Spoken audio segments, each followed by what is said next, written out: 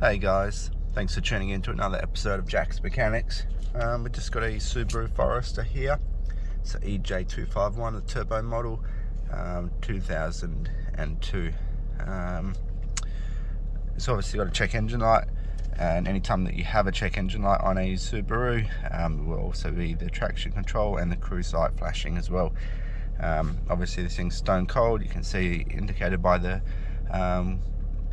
cool temperature light on the dash, so it's running pretty sweet. Customer said that it just randomly turned on the other day, so I think I'll just drive it straight into the workshop and get the scan tool in and just have a nosy.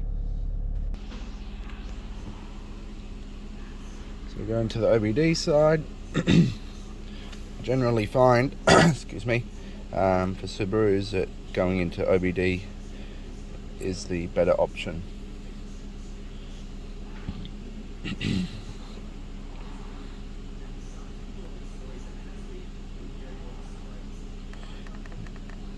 Down to trouble codes. System 2 lane bank 1. Okay.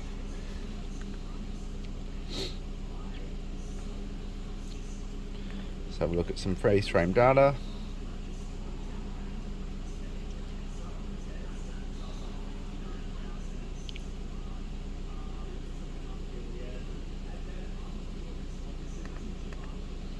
So, idle, 0% throttle, 6 minutes roughly since it's started up. Excuse me, got a bad cough I can't get rid of. EQ ratio not far off lambda. We're in closed loop, 22 degrees. And the car is not even fully warm yet. Airflow rate just about right, I would say, for this size engine. Maybe a bit low for a boosted application.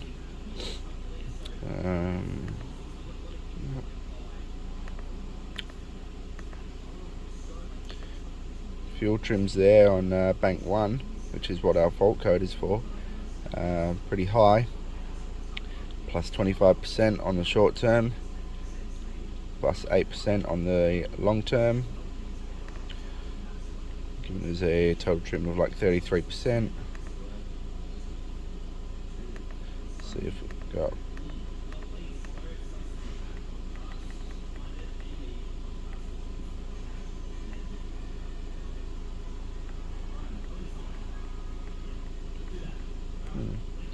okay. Not sure. I was looking for the fuel trims on bank 2, but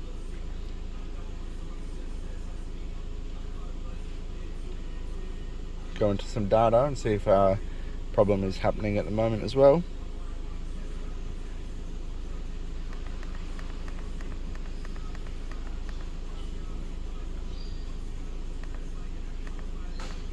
Close loop.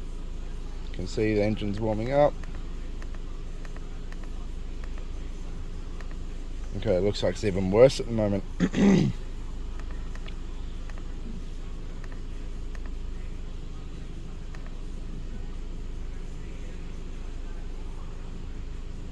Definitely running a bit lean. With the equivalence ratio sensors or wideband sensors or air fuel ratio sensors, all those names are the same, indicated by equivalence ratio. So it's definitely running a bit lean. Numbers above 1 are indicating a lean mixture. Numbers below 1 are indicating a rich mixture.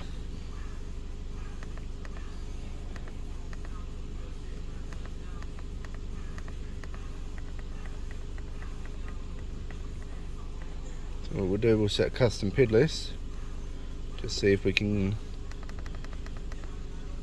work out if this is potentially a vacuum leak or not.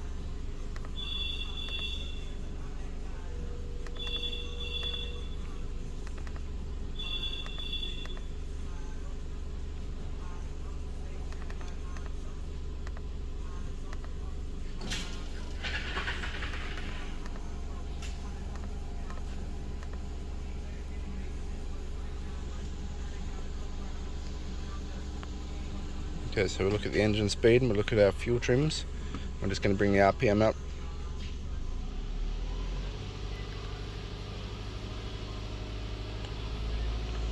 So bring the RPM up to remove any potential vacuum leaks, or it will show. It won't show as much on with a vacuum leak with the RPM higher, and you can see the fuel trims are looking a bit better. It's definitely looking like some sort of vacuum leak.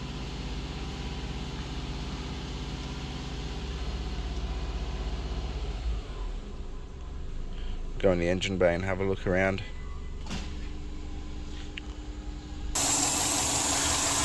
So I've just taken the engine cover off, and straight away, as soon as I opened the bonnet, I could hear a vacuum leak. And down the front here,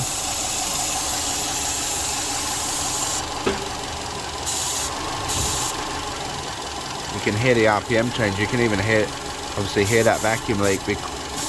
Shut up when I put that over there. What the hell is this?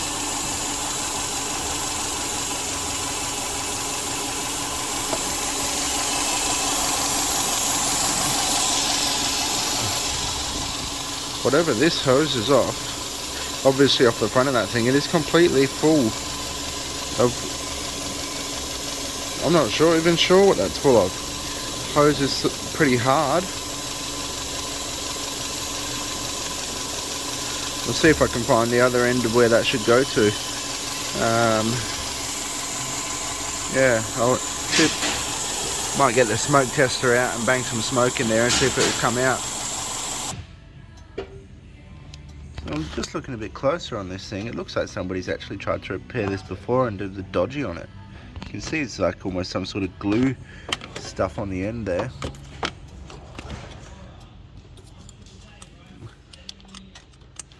So I just picked some of it off.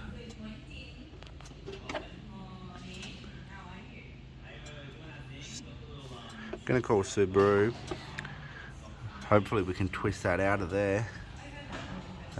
That would be pretty retarded if that was the whole manifold that was needed to be replaced for this. But I haven't really found where the other end goes to. Maybe it tucks under the manifold. I'm gonna call Subaru and yeah, get some advice on what's going on there. I'll fill you guys in shortly. So this is a second-hand intake from a wrecker's.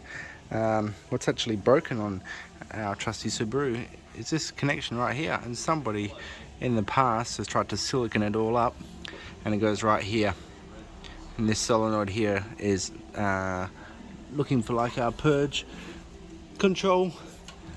Let's have a look, we'll follow it around. Goes to some sort of vapor line. Either way, controls airflow. Probably will put my bets on purge control. So it's broken here. It's also broken here on our Subaru. Got a new solenoid coming, got a new hose coming, got the manifold. When the car comes back to us next week, Subaru said that you can't change this part, and it looks to me like it screws in. So I'm not going to try and screw it out on this manifold. I'm going to try and screw it out on the original one that's on the car, and then potentially we can just swap this over, save the customer a few $100 and swap in the manifold. So that's pretty much where it's at, guys. That's what's broken, that's what's causing our vacuum leak. Yeah, so I guess follow this up next week. It'll still be in the same video, but just a few days later for me personally. Yeah, weird one. Never seen something like that before. I don't know how that would have been broken. So the little vacuum pipe on the front of the intake, couldn't actually get that out. Must be sort of glued in there, or yeah, it definitely doesn't look like a part of the casting. So we've got it all off, as you can see. A few pipes and hoses underneath there in the front of the turbo. This is the old one down here. I'm just waiting for the inlet tube to the turbo to come from Subaru. This one is a bit broken on the other side here. But yeah, as you can see, that's the broken part. Alright, and on the other side, obviously we've got the new manifold. So yeah, replacement manifold, and luckily enough for us, it came with all the wiring harness. I mean, it would be a bit of a bitch to change over, so good that it come with that, save us a bit of time, and yeah, we'll get it back on and have a look at these fuel trims and get it sorted. So it's a week later. Got the new manifold on. Well, it's second hand from the wreckers, but obviously we've got the new connection down there. Come with the purge solenoid and the hose, so I didn't really want to muck around with that. We did order new ones, but we'll just send those back for credit. The breather hoses on the rocker covers both got replaced as well. Both sides, they were all old and brittle from PCV gases, gone hot and cold and oil in it, so they got replaced. The manifold gaskets got replaced, and obviously just the clamps and stuff like that. Somebody's definitely been in here before. I found missing clamps and loose bolts and stuff, so this thing will be much better. We'll get it up to temp and get it into closed loop and just have a look at those fuel trims again and just confirm the fix, but it's running mint. It's a bit of an unfortunate story while we're just loading this up. Got the second-hand manifold from the wreckers, and it came complete, which was nice, and it's just going to swap over the injectors. I had a quick look over it, and it looked all the same, and I looked at the multi-connector, the pins. Well, I had a quick look over the multi-connector, and I glanced and thought, oh yep, all the same. So I pulled the old manifold off that had the broken vacuum line, put the new manifold on, plugged all the loom in, like the cam sensors and the VVT control and crank sensor, all that sort of stuff, because like I said, it's on one loom with a big multi-connector. Went to plug the coil connectors in, and then also the last connector, O2 sensor. Put the car up in the air, lo and behold, no O2 sensor plug on this new loom, or second-hand loom.